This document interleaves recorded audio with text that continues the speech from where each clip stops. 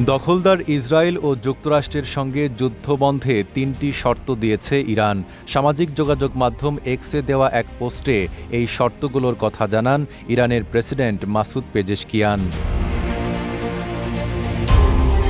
ইরানের প্রেসিডেন্টের দেওয়া প্রথম শর্ত হল ইরানের ওপর চালানো সাম্প্রতিক হামলায় যে ক্ষয়ক্ষতি হয়েছে তার পূর্ণ ক্ষতিপূরণ দিতে হবে।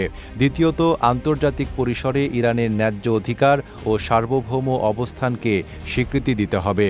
আর তৃতীয় শর্ত হিসেবে তিনি বলেছেন, ভবিষ্যতে ইসরায়েল বা যুক্তরাষ্ট্র যেন আর কোনো আগ্রাসী হামলা না চালায় সে বিষয়ে আন্তর্জাতিকভাবে শক্তিশালী ও নির্ভরযোগ্য গ্যারান্টি দিতে হবে।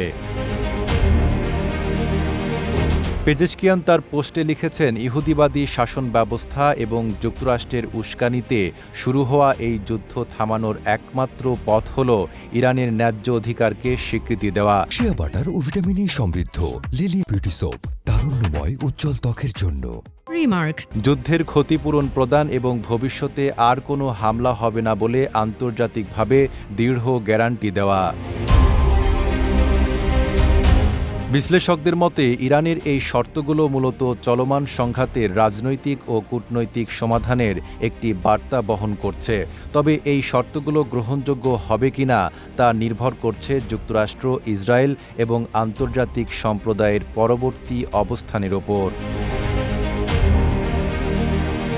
Desk report, Dhaka post.